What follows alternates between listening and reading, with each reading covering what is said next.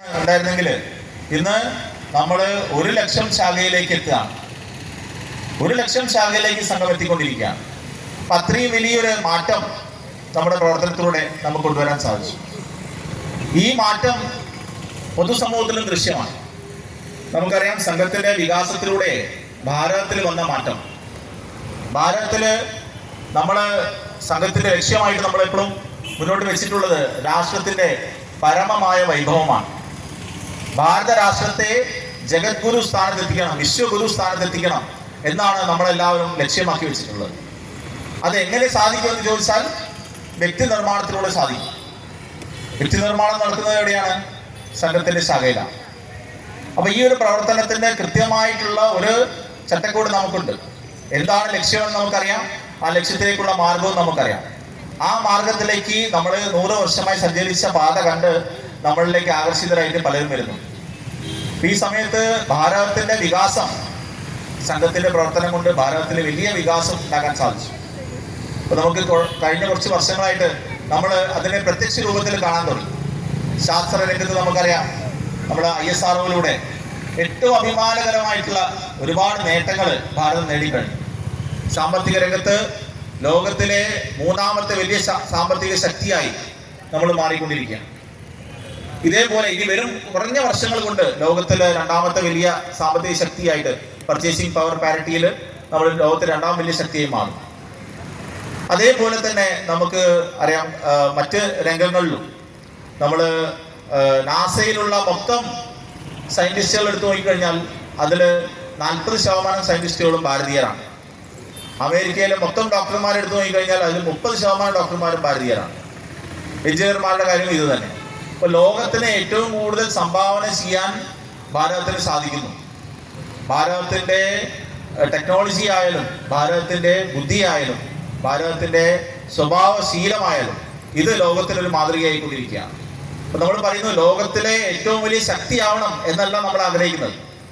നമ്മൾ ആഗ്രഹിക്കുന്നത് ലോകത്തിന് മാതൃകയായി മാറണമെന്നാണ്, വിശ്വഗുരുവായിട്ട് മാറണമെന്നാണ് സംഘം ആഗ്രഹിക്കുന്നത്.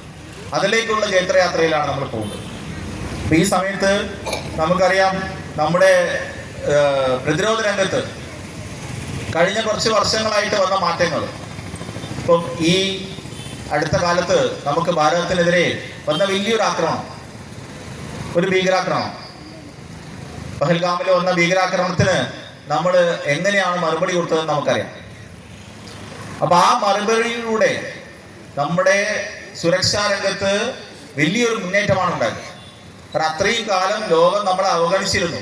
ഭാരതം ആയുധങ്ങൾ വാങ്ങാൻ ഗവൺമെന്റ് വന്നു, ആ ഗവൺമെന്റ് ശരിയല്ല, ഇനി അടുത്ത തവണ അവർക്ക് വോട്ട് ചെയ്യണ്ട, വേറെ ഗവൺമെന്റ് വോട്ട് ചെയ്യാം എന്ന് പറയും. അത് വ്യവസ്ഥാ പരിവർത്തനമാണ്. നമ്മൾ മാറി മാറി ഗവൺമെന്റിന്റെ പരീക്ഷിക്കുന്നു. പക്ഷേ അതിലൂടെ ഫലം കാണാൻ പോകുന്നില്ല. നേരെ മറിച്ച് മാറേണ്ടത് സമാജമാണ്.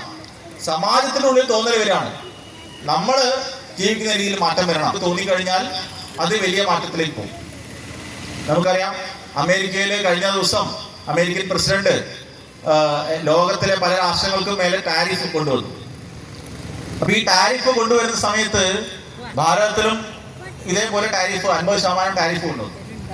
സർക്കാരിന് നേരിട്ടൊന്നും ഇതിൽ ചെയ്യാൻ സാധിക്കില്ല, പരിമിതികളുണ്ട്. ഡിപ്ലോമസിയുടെ ഭാഗമായിട്ട് ഒരു കാര്യം ചെയ്യാൻ സാധിക്കും. പക്ഷേ സമാജത്തിന് ചെയ്യാൻ സാധിക്കും. നമ്മളെല്ലാം അടങ്ങുന്ന സമാജത്തിന് തീരുമാനങ്ങൾ എടുക്കാൻ സാധിക്കും. നമ്മൾ പറയാണ്, ഇനി മുതൽ ഞാൻ സോഫ്റ്റ് ഡ്രിങ്ക് കുടിക്കുമ്പോൾ പെപ്സിയും കോലയും 7-Up മിരിണ്ടി ഒന്നും കുടിക്കില്ല, കാരണം അതെല്ലാം അമേരിക്കൻ കമ്പനിയാണ്. അതുകൊണ്ട് ഞാൻ ഈ സോഫ്റ്റ് ഡ്രിങ്ക് കുടിക്കുകയാണെങ്കിൽ ഭാരതത്തിൽ ഉണ്ടാക്കിയ പാർലയുടെയോ ഹാപ്പി ഫിസോ അല്ലെങ്കിൽ മറ്റ് ഭാരതീയമായിട്ടുള്ള കാമ്പ കോളയോ ഒക്കെ ഞാൻ ഉപയോഗിക്കുള്ളൂ എന്ന് തീരുമാനം എനിക്ക് എടുക്കാം. ഈ തീരുമാനം ഞാൻ എടുക്കുന്നതിലൂടെ അവിടെ കോടികൾ നഷ്ടമാവും. ഞാൻ ബാങ്കിൽ നിന്ന് ATM കാർഡ് വാങ്ങും, ഞാൻ പറയാണ് എനിക്ക് വിസ എന്ന് എഴുതിയ കാർഡ് വേണ്ട, മാസ്റ്റർ എന്ന് എഴുതിയ കാർഡ് വേണ്ട, എനിക്ക് റൂപേ എന്ന് എഴുതിയ കാർഡ് മതി എന്ന് ബാങ്ക് മാനേജറോട് പറയാണ്. അത് മറ്റേത് അമേരിക്കൻ കമ്പനിയാണ്, അതെനിക്ക് വേണ്ട, എനിക്ക് ഇന്ത്യൻ കമ്പനി മതി എന്ന് ഞാൻ പറയുന്നു. അത് സമാജത്തിൽ അങ്ങനെ എല്ലാവരും പറഞ്ഞു തുടങ്ങിയാൽ അത് വലിയ പരിവർത്തനം ഉണ്ടാകും. ഇതേപോലെ ഓരോ കാര്യങ്ങളും, ഒരു ഷോപ്പിൽ പോയി നമ്മളൊരു സാധനം വാങ്ങുന്ന സമയത്ത് അതിന്റെ പിന്നിൽ നോക്കുന്നു, ഇത് എവിടെയാണ് ഉണ്ടാക്കിയത്, ആരാണ് ഇതിന്റെ കമ്പനിയുടെ ഉടമ. യൂണിലിവർ എന്ന് പറഞ്ഞ കമ്പനിയുണ്ട്, അത് വിദേശ കമ്പനിയാണ്, UK കമ്പനിയാണ്. പക്ഷെ അവരെന്ത് ചെയ്തു, അതിന് മുന്നേ ഒരു H ചേർത്തു, ഹിന്ദുസ്ഥാൻ യൂണിലിവർ എന്ന് ചേർത്തു. ഇപ്പൊ കാണുമ്പോൾ നമുക്ക് തോന്നും ആ ഹിന്ദുസ്ഥാൻ ആണല്ലോ, നമ്മുടെ നാട്ടിലാണ്. അല്ല, അത് നമ്മുടെ കയ്യിലിപ്പോൾ നേരത്തെ പറഞ്ഞ പോലെ എല്ലാം അന്വേഷിച്ചു